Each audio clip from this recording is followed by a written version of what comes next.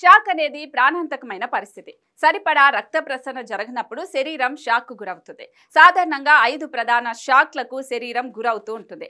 Allergy వల్ల శరీరం shock కు గురయ్యే పరిస్థితిని నాఫ్కిలాటిక్ షాక్ అని అంటారు. పెన్సిలిన్, లేటెక్స్, తేనెటీగలు, నట్స్, ఫెల్షిప్ లాంటి పదార్థాలతో తలెత్తే షాక్లు ఈ కోవలోకి వస్తాయి. హార్ట్ అటాక్ సమయంలో శరీరం షాక్ కు గురయ్యే పరిస్థితిని కార్డియోజెనిక్ షాక్ అని అంటారు. అకస్మాత్తుగా గుండె వేగం పెరిగిపోవటం, శ్వాస హెచ్చుతగ్గులకు లోనవుతూ ఉంటుంది. చర్మం పాలిపోతూ ఉంటుంది. విపరీతమైన చెమటలు కూడా ఉంటాయి. మూత్ర విసర్జన ఆగిపోతుంది. భారీగా రక్తాన్ని కోల్పోయినప్పుడు శరీరం హైపోవోలవిక్ షాక్ కు గురవుతుంది.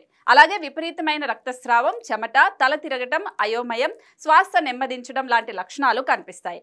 న్యూరోజెనిక్ షాక్ కేంద్ర నాడి వ్యవస్థ, పాత్వేస్, మరియు ముఖ్యంగా వెన్నెముకకు దెబ్బతీయడం తలెత్తుతూ ఉంటుంది. చివరగా బ్యాక్టీరియా, వైరస్ లేదా ఫంగస్ వల్ల శరీరం మొత్తం ఇన్ఫెక్షన్ కు గురైతే శరీరం సెప్టిక్ షాక్ కు గురవుతుంది.